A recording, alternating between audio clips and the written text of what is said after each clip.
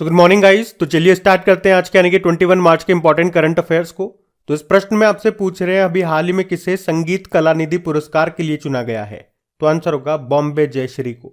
तो प्रसिद्ध कर्नाटक गायक और संगीतकार हैं बॉम्बे जयश्री, जिनको भी प्रतिष्ठित संगीत अकादमी चेन्नई के प्रतिष्ठित संगीत कलानिधि पुरस्कार के लिए चुना गया है। तो इनका नाम याद रखना, बॉम्बे जयश्री। बाकी ये सारे नाम इंपॉर्टेंट है, जैसे कि शिव शंकरी तमिल लेखक है। अभी इनकी पुस्तक सूर्यवंशम के लिए सरस्वती सम्मान 2022 इन्होंने जीता। डॉक्टर ज्ञान चतुर्वेदी 32वां व्यास सम्मान जीता है 2022 के लिए इनके उपन्यास पागलखाना के लिए। और डॉक्टर महेंद्र कुमार मिश्रा अंतर्राष्ट्रीय मातृभाषा पुरस्कार इन्होंने जीता। और अभी हमने पढ़ा बॉम्बे जयश्री संगीत कलानिधि पुरस्कार जीता इन्होंने। तो ये सारे नाम इंपॉर्टेंट हैं, ध्यान रखना। बढ़ते आगे। चलिए फिर बताइए, हाल ही में जारी वर्ल्ड हैप्पीनेस रिपोर्ट 2023 में भारत कौन से स्थान पर है। तो आंसर होगा 126वें स्थान पे। और ये वर्ल्ड हैप्पीनेस रिपोर्ट 2023 को जारी किसने किया? यूनाइटेड नेशन संयुक्त राष्ट्र ने, जिसके अनुसार फिनलैंड लगातार छठे साल सबसे खुशहाल देश रहा है। उसके बाद डेनमार्क है, फिर है आइसलैंड। भारत की बात करोगे तो भारत 126वें स्थान पर है। और सबसे आखिरी पे अफगानिस्तान है 137 नंबर पे। अच्छा, इसी तरह से कुछ और इंपॉर्टेंट रिपोर्ट्स मैं आपको बता रहा हूं जो भी 2023 में हमने पढ़ी है। अभी सिप्री की रिपोर्ट आई थी, उसके अनुसार 2018 से 2022 तक की अवधि के लिए हथियारों के आयात यानी कि इंपोर्ट के मामले में टॉप कंट्री कौन सा है। तो आंसर होगा भारत है। अभी IQ एयर रिपोर्ट आई, उसके अनुसार दुनिया के सबसे प्रदूषित देशों की सूची में भारत कौन से नंबर पर है? 8वें नंबर पर है। और सबसे प्रदूषित देश है चाड। और सबसे प्रदूषित शहरों में बात करोगे तो पाकिस्तान का लाहौर, फिर चाइना का होटन और फिर राजस्थान का भिवाड़ी। और अभी टाइम्स की 2023 की दुनिया के सबसे महानतम स्थानों की सूची जारी की गई, उसमें 2 भारतीय स्थलों को भी शामिल किया गया। एक है उड़ीसा का मयूरभंज और दूसरा है लद्दाख। अभी शिक्षा मंत्रालय ने एक रिपोर्ट जारी की है जो बताती है कि सबसे कम साक्षरता दर किस राज्य की है, लिटरेसी रेट। तो आंसर होगा बिहार की। कितनी? 61.8%। सेकेंड नंबर पे अरुणाचल प्रदेश है।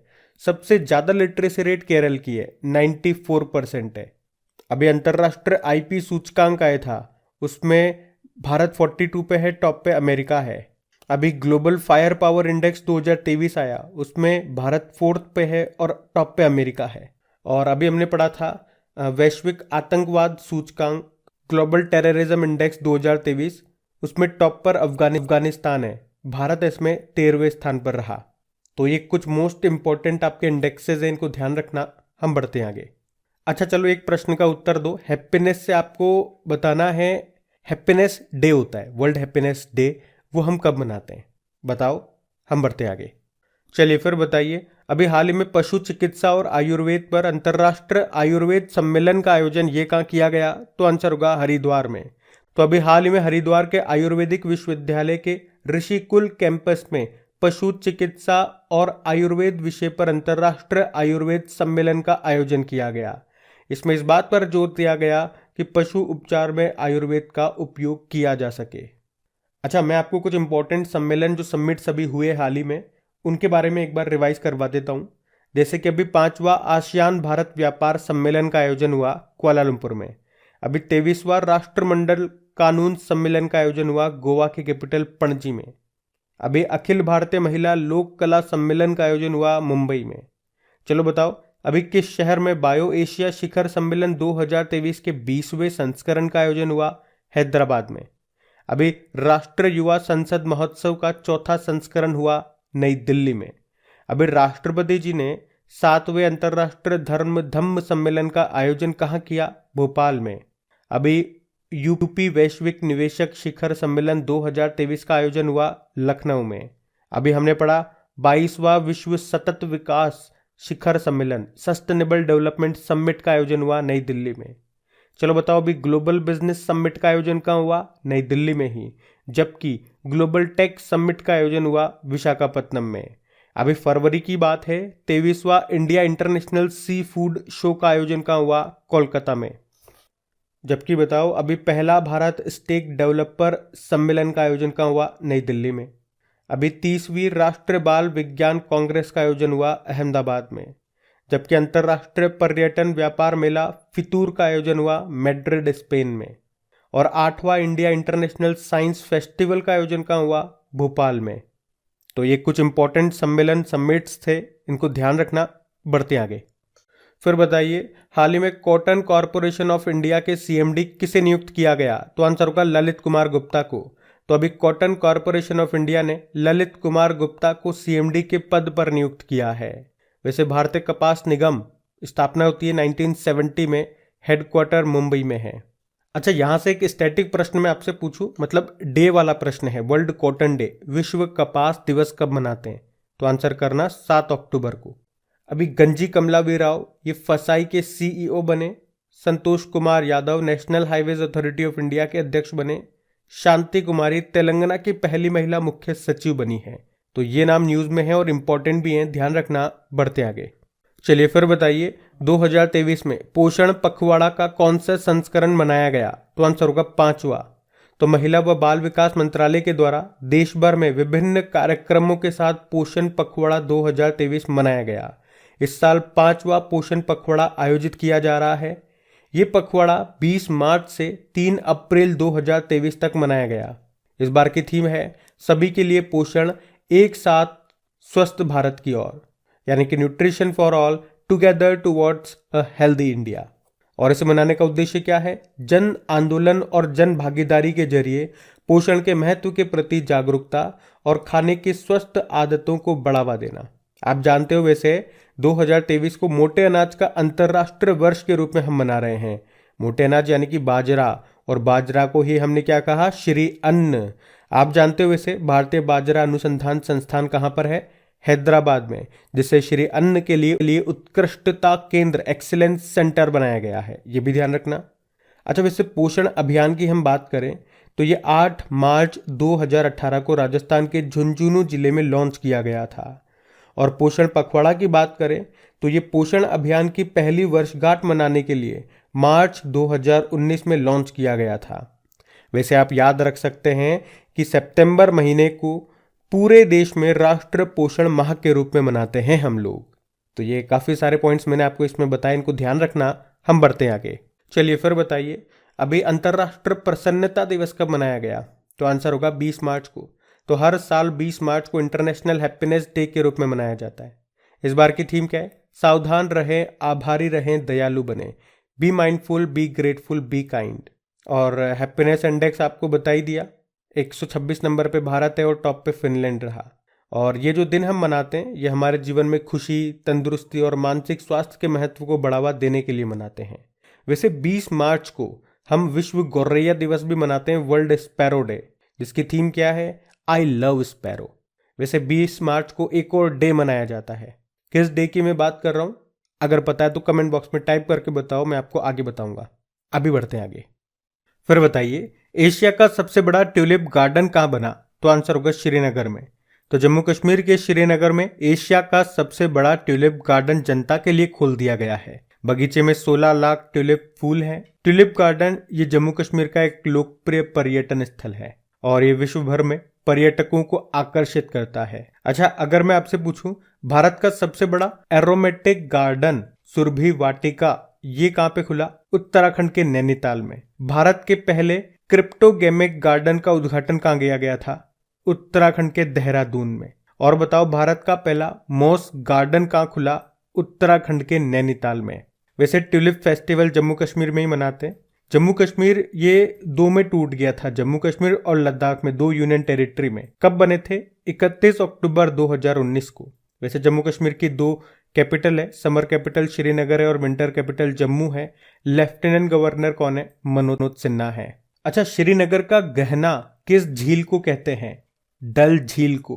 कश्मीर का मुकुट भी कहा जाता है इसको। और आपको याद हो तो स्टेट बैंक ऑफ इंडिया ने डल झील पर ही तैरता हुआ एटीएम स्थापित किया था और देश का पहला फ्लोटिंग एयर थिएटर भी आपको मिलेगा डल झील पे, ध्यान रखना ये। बढ़ते आगे।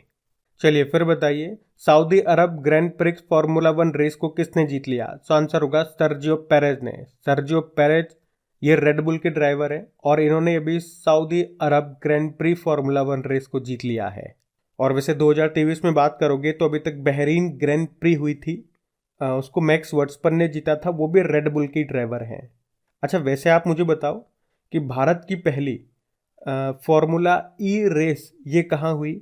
हैदराबाद में हुई थी, तो वो भी ध्यान रखना। बढ़ते हैं आगे। चलिए फिर बताइए, हाल ही में वर्ल्ड ओरल हेल्थ डे कब मनाया गया? तो आंसर होगा 20 मार्च को। तो हर साल 20 मार्च को वर्ल्ड ओरल हेल्थ डे के रूप में मनाया जाता है और इस दिन को मनाने का उद्देश्य है मौखिक स्वास्थ्य के महत्व के बारे में जागरूकता पैदा करना। इस बार की थीम है be proud of your mouth. ठीक है, तो चलो अब मार्च के सारे इंपॉर्टेंट डेज को रिवाइज करते हैं। 1 मार्च विश्व नागरिक सुरक्षा दिवस, 1 मार्च शून्य भेदभाव दिवस, 3 मार्च विश्व वन्य जीव दिवस, 4 मार्च विश्व मोटापा दिवस, 4 मार्च राष्ट्रीय सुरक्षा दिवस, 8 मार्च अंतर्राष्ट्रीय महिला दिवस, 8 मार्च नो स्मोकिंग डे, 9 मार्च वर्ल्ड किडनी डे। ध्यान रखना, ये जो नो स्मोकिंग डे है ये मार्च के दूसरे बुधवार को मना रहे हैं और ये वर्ल्ड किडनी डे मार्च के दूसरे गुरुवार को। फिर 10 मार्च को हमने अंतर्राष्ट्रीय महिला न्यायाधीश दिवस मनाया। 14 मार्च को नदियों की कार्रवाई का अंतर्राष्ट्रीय दिवस। 14 मार्च को अंतर्राष्ट्रीय गणित दिवस। 15 मार्च अंतर्राष्ट्रीय इस्लामोफोबिया डे। 15 मार्च विश्व उपभोक्ता अधिकार दिवस। 16 मार्च राष्ट्रीय टीकाकरण दिवस। 17 मार्च अभी वर्ल्ड स्लीप डे मनाया जो कि मार्च के तीसरे फ्राइडे को मनाया गया। 18 मार्च को ग्लोबल रिसाइकलिंग डे मनाया। तो ये मार्च के इंपॉर्टेंट डेज हैं, आप ध्यान रखना। और अगर आप क्रेक एग्जाम चैनल को फर्स्ट टाइम देख रहे हैं तो आपको बता दूं, हमारी टॉपिक वाइज सीरीज चलती है जिसमें हर महीने के टॉपिक वाइज हम सेक्शंस को कवर करते हैं वीडियो बना करके। तो जनवरी और फरवरी के इंपॉर्टेंट डेज और थीम्स का वीडियो बन चुका है और इनकी क्विज की प्रैक्टिस भी आप कर सकते हैं अपनी क्रेक एग्जाम एप्लीकेशन पे जाकर के, जिसका लिंक आपको नीचे डिस्क्रिप्शन बॉक्स में मिल जाएगा। और अगर क्रेक एग्जाम चैनल से आपको चीजें समझ में आती हैं तो सबसे पहला काम आप क्या करना, इसे सब्सक्राइब कर लेना। सब्सक्राइब करने के बाद में पास में जो बेल आइकन आएगा उसे प्रेस करके ऑल नोटिफिकेशन को सेट कर लेना ताकि आगे आने वाले वीडियोस की नोटिफिकेशन सबसे पहले आपको मिल सके और वीडियो आपसे मिस ना हो। फिर भी नोटिफिकेशन अगर किसी को बाय द वे नहीं मिलता तो टेलीग्राम ज्वाइन कर लो, वो बिल्कुल फ्री है, लिंक डिस्क्रिप्शन में है। और सेशन अच्छा लगता है तो प्लीज इसे अपने दोस्तों के साथ में, सभी साथियों के साथ में शेयर जरूर करना। और लाइक नहीं करा तो लाइक कर दो, यहाँ पे इधर देखो लाइक का बटन यहाँ होता है, प्रेस कर दो प्लीज, अगर नहीं किया तो भूल जाओगे आप। हम बढ़ते आगे। चलिए फिर बताइए, किस देश की एमआर कंपनी कश्मीर में एक मेगा मॉल परियोजना शुरू करने वाली पहली विदेशी कंपनी बनी? तो आंसर होगा यूनाइटेड अरब अमीरात। तो दुबई की एक रियल एस्टेट डेवलपर कंपनी है एमआर, जो श्रीनगर में एक मेगा मॉल में निवेश करने वाली पहली विदेशी कंपनी बन गई है। एमआर समूह ये टोटल 500 करोड़ रुपए का निवेश करेगा, जिसमें वो मेगा मॉल के लिए 250 करोड़ रुपए और जम्मू और श्रीनगर में आईटी टावर स्थापित करेगा बाकी के पैसों से। ये मेगा मॉल जम्मू कश्मीर में पहला महत्वपूर्ण प्रत्यक्ष विदेशी निवेश है, फॉरेन डायरेक्ट इन्वेस्टमेंट। अच्छा, यूनाइटेड अरब अमीरात की बात करेंगे, कैपिटल इसकी अबू धाबी है। यहीं पे इंटरनेशनल रिन्यूएबल एनर्जी एजेंसी का हेडक्वार्टर है। करेंसी दिरहम है। नए प्रेसिडेंट बन गए हैं शेख मोहम्मद बिन जायद अल नहयान। अभी यूनाइटेड अरब अमीरात ने डेजर्ट फ्लैग एक्सरसाइज का आयोजन किया, उसमें भारत ने पार्टिसिपेट किया था। और अभी दिसंबर में पहला वैश्विक होम्योपैथी शिखर सम्मेलन का आयोजन हुआ दुबई में। अच्छा, अभी बंगाल की खाड़ी में जो एक तूफान उठा था उसका नाम मंडोस रखा था। किसने? यूनाइटेड अरब अमीरात ने। और भारत के बाहर पहला आईआईटी खुला यूनाइटेड अरब अमीरात में ही। चलो बताओ, अभी दूसरा शेख जायद अंतरराष्ट्रीय पुरस्कार किसने जीता? तो आंसर होगा प्रोफेसर वजाहत हुसैन ने। ये अलीगढ़ यूनिवर्सिटी में प्रोफेसर हैं। उसके अलावा अभी जो एशिया कप हुआ था पुरुषों का, यूनाइटेड अरब अमीरात में हुआ था, उसको श्रीलंका ने जीता था पाकिस्तान को हरा के। और यूनाइटेड अरब अमीरात के मंगल मिशन का नाम क्या है? Hope mission. और इसके चांद के लिए जो रोवर है उसका नाम है राशिद रोवर। अब हम कल के करंट अफेयर्स का रिवीजन करेंगे। तो पहला प्रश्न है, किस बैंक ने यूपीआई पर रुपए क्रेडिट कार्ड पेश किया? तो आंसर होगा कैनरा बैंक। फिर बताइए, प्राकृतिक खेती पर अंतरराष्ट्रीय सम्मेलन का आयोजन कहाँ हुआ? मणिपुर में। फिर बताओ, बीपीसीएल के नए सीएमडी कौन बने? जी कृष्ण कुमार। फिर बताओ, अभी लक्सर के ब्रांड एम्बेसडर बने विराट कोहली। फिर बताइए, शुद्ध शून्य कार्बन उत्सर्जन बनने का लक्ष्य रखा रेलवे ने, कब तक? 2030 तक। फिर बताओ, वैश्विक आतंकवाद सूचकांक में टॉप कंट्री है अफगानिस्तान।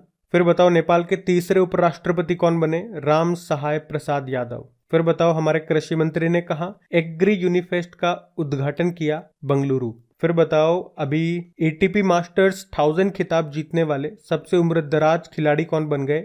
रोहन बोपन्ना। और बताओ OECD ने वित्त वर्ष 2024 में भारत की वृद्धि दर कितने प्रतिशत रहने का अनुमान लगाया? 5.9%। अब हम 2022 के टॉप 10 इंपॉर्टेंट क्वेश्चंस का रिवीजन करेंगे। आप खुद से सेल्फ एनालिसिस करना, कितने प्रश्नों के उत्तर आप सही कर पा रहे हो, क्योंकि ये वही प्रश्न है जो ऑलरेडी आप पहले पढ़ चुके हो। इससे आपका अच्छा सेल्फ एनालिसिस होगा कि आपकी तैयारी कैसी चल रही है, या जो चीजें आप पढ़ चुके हो उसमें से कितनी आपको याद है और कितनी आप भूल गए। चलो शुरू करते हैं। तो पहला प्रश्न है, विश्व युवा कौशल दिवस कब मनाया गया? 15 जुलाई को। फिर आपसे पूछा भूटान में भारत के अगले राजदूत एम्बेसडर कौन बने? सुधाकर दलेला। फिर आपसे पूछा प्री प्राइमरी लेवल पे न्यू एजुकेशन पॉलिसी को लागू करने वाला पहला राज्य कौन सा बना? उत्तराखंड। फिर आपसे पूछा किसे supreme order of the chrysanthemum सम्मान से सम्मानित किया गया? तो आंसर होगा शिंजो अबे को। इन्हें मरणोपरांत ये सम्मान मिला है। जापान के पूर्व प्रधानमंत्री थे ये। फिर बताओ भारत का पहला quadrivalent human papilloma virus vaccine किसके द्वारा विकसित किया गया? Serum institute of India, Pune.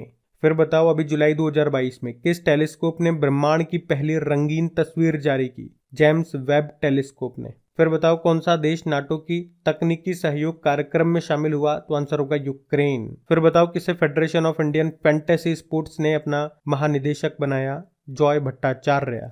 फिर बताओ भारत का पहला ई कचरा इको पार्क कहाँ विकसित किया जा रहा है? दिल्ली में। और अभी जुलाई 2022 में जारी national institutional ranking framework ranking 2022 में किसे सर्वश्रेष्ठ विश्वविद्यालय घोषित किया गया? तो आंसर होगा IISc बेंगलुरु को। तो बताओ इसमें से कितने प्रश्नों के उत्तर आपके सही रहे। बाकी सेशन को अभी तक आपने लाइक नहीं किया तो लाइक कर देना और शेयर जरूर करना प्लीज अपने दोस्तों के साथ में। अब होमवर्क प्रश्न देखेंगे और सेशन एंड करेंगे।